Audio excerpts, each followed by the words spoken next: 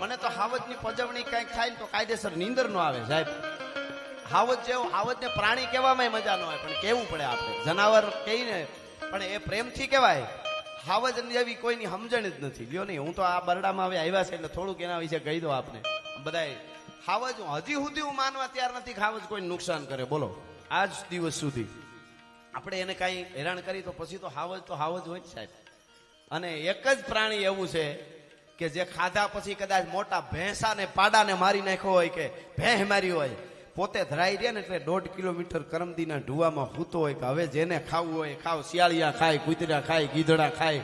બાકી તો કૂતરાને રોટલો નાખો, અડધો ખાય ને બીજો વધે દાટી દે. હાવજને મારો એક દોહો છે, હાવજને મારણ હાંપડે એ થોડુંક આરોગીને આગો જાય, બાકી કૂતરા કટકું ખાય, બીજું ધૂળમાં દાટે ધાનને. હા, અને ખવડાવી દે એને જ હાવજ કહેવાય.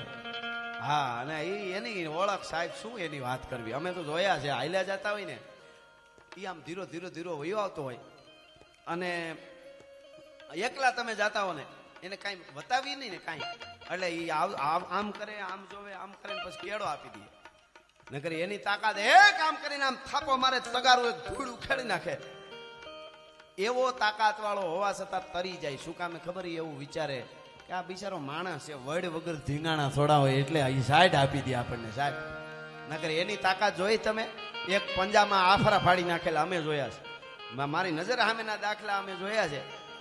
ગાય હતી, એક વાસરું હતું પેટમાં, અને ગાય વ્યાવવાની તૈયારી, 9 મહિના થઈ ગયેલા ગાયને, વ્યાવવાની તૈયારી હતી, અને ભાગી ગાય પાછળ જાતા ભેહું તો ગીરની બહુ ઓલી વાયડી હોય, વાહે ભેંસ જોડી આવતી હતી, વાહે ગોવાળ, અને ગાય ભાગી જતી હતી. એટલે પાહે ચડતા આમ ગાયને પાહે ચડીને આ બાજુ એને ખબર હતી ગાયને પકડીને પછાડું મારી નાખું એટલો સમય ભેં નહીં આપે. ભેં પાછી બહુ વાયડી હોય ગીરની, એટલે પાહે ચડીને આમ કરીને આમ થાપો માર્યો ને પેટાળમાં, તો વાસરું બહાર નીકળી ગયું, ગાય મરી ગઈ. આવા બનેલા દાખલા છે. કેટલી તાકાત છે. હવે એ આપણને સાઈડ આપી દે એટલે એને માથા કોઈ ગમતી જ નથી. આપણે એને કાંઈ ન કરીને તો હકીકતમાં આ તો માલધારી ધીરે નથી બહુ કરી માર્યા એટલે હાવજે બહાર. પણ ટૂંકમાં એના ઉપર ઘણું બોલી શકાય. પણ મને ભાઈ હમણાં યાદી કરાવતા એટલે એના જુદા બધા અવાજો હોય છે. એ મામા આપણે એને જોયો ન હોય, હાવજ બેઠો હોય ને આપણને ખબર ન હોય, ગોવાળ ને કે કોઈ અમે જંગલમાં હાલ્યા જતા હોય ને, તો હું અહીં બેઠો છું, કેવું હોય ને તો ખાલી આટલું જ કરે, એમ કરે. એટલે આપણને કહે ભાઈ હું બેઠો છું, તું આમ તરી જાય છે એમ. એટલે આપણે પાસેથી વૈયા જાય, પછી કાંઈ લેવા દેવા જ નહીં. પછી ઘણા બધા એને ઓલું કરવા જાય, હેરાન કરવા જાય ને 2-3 વાર એવું કરે. પછી ઘણા એને પજવણીને એવું કરતા ઓછી ના એમ કરે, તમે સાંભળ્યું હોય છે એમ કરે. પછી એને ખબર પડે કે હવે જાજી રહેવા દેજો. હા, એવી રીતે પછી નોખા પડી ગયા બે હવે તો એટલું જ કરે, ખાલી કઈક મોજમાં આવી જાય ખાલી એટલું કરે.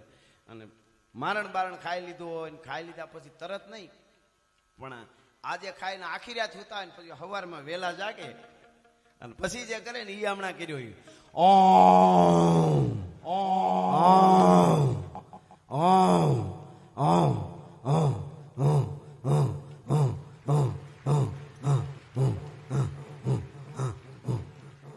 આવું હોય.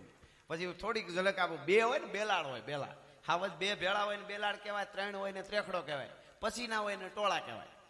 3-5 નું ટોળું. એકલ હોય, બેલાડ હોય, ત્રેખડો હોય. 2 હારવારી ઊંઘતા હોય. કેમ ઊંઘે ખબર? 2 અવાજ આ પાહે આમ ઓલા ભાગમાં થાય ને તમને ખ્યાલ. પેલો અવાજ આમ કરે,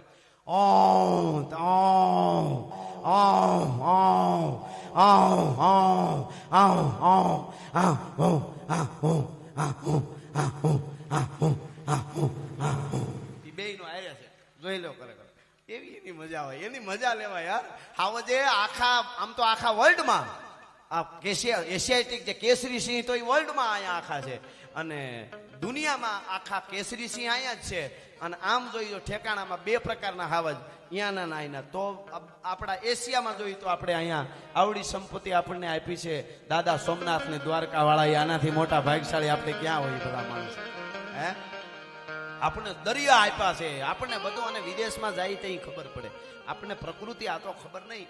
જ્યારે ભારતના યુવાનો જ્ઞાતિવાદ ભૂલી જાય, આપણે બધાય જ્ઞાતિવાદ ભૂલી અને બધા કોકની ટીકાનું ને બધું ભૂલીને જ્યારે વળગી જાઉં ત્યારે સાઈના બાઈના બધાય પૂંછડા ભીડવાના છે.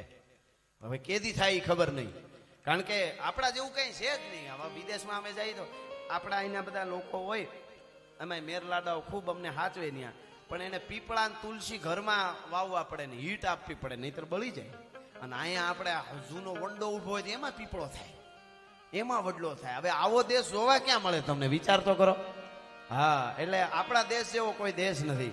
પણ હું તમને હાવજની વાત કરતો હતો કે આજ કોઈ માણસ મુંબઈથી કે સુરતથી કે વડોદરાથી કે અમદાવાદથી કે ભુજથી ગીરમાં આવ્યો હોય અને ધીરે ધીરે ધીરે એની ગાડી વહી જતી હોય હિરણને કાંઠે, અને આવતો હોય પંજા નાખતો આવ્યો સિંહ ડાલા મતો કાળ ઝાડ જાડાળો હાલિયો બેતો ડુંગરા ડણક અને હાલિયા મુગરા ડુંગર હાલિયા પતીરા માથે લાગિયા કતારા કીના કારના બાણા મુહુરી નટાળો નથી ગોદવાળો પોપવાળો ધાળે નસા મોટ ડાળો અનંતો હુંકાર આંતે પાળ દીકરાળો કાળ અંધો જાણે કાળ ચૂકે નહીં એક થાપ આંધિયો શિકાર અને ધરાણો રોશના ધરે ભૂલતી ના ભરે પાછો લાંગણો હોય તો કદી ખાઈ ના આકાશ છતરી પેતરો બાંધી કરે ના શિકાર કદી અટપો ફેફરા ફાડે કેહરી અવા.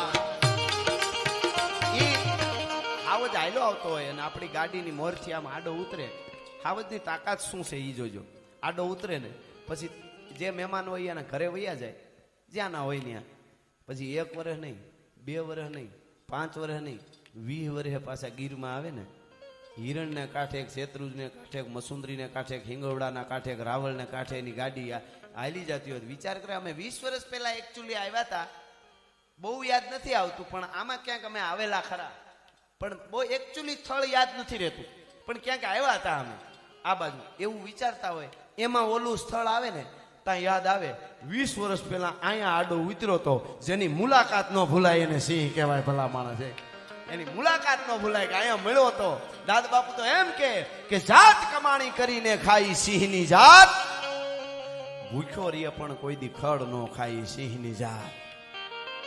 મેઘલી રાતે ખડ એટલે ખોરાક માટે ન ખાય. હવે એક ચોખવટ, હવે હાવજની વાત નીકળી તો થોડુંક પ્રેક્ટિકલી બધાને ખબર પડે, આ તો લાઈવ હોય. હાવજ ખડ હોત ખાય. હા, ઈ કોઈ બહુ ખબર નહીં હોય. સોમાહાનું કોળાઈ ગયેલું ઘાસ હોય ને એ થોડું થોડું ખાય. શું કામે? અમુક ખબર નહીં, અમુક વિટામિન માટે, પણ એ ખોરાક માટે નથી ખાતો. ખડ નો ખાય એટલે ભૂખ લાગી છે તો હાલો 2 પૂળા દાબી લઉં, એમ નહીં. ઉભા ઉભા એના બોટલા હાવજના અમે જોયા ખાતેલા, પણ એ ખોરાક ખાટું નથી ખાતો. એ તો આમ વિટામિન કંઈક મળતું હોય છે એને ખબર હોય છે. એટલે ઘણાને શું કાલ અમુક સમય જતા હવે ટેકનોલોજી આવી, વિડીયો આવી છે, કવિરાજ કહેતો હાવજ ખડ ન ખાય. કળિયુગ આવ્યો, કળિયુગ નહીં પહેલેથી જ ખાય છે.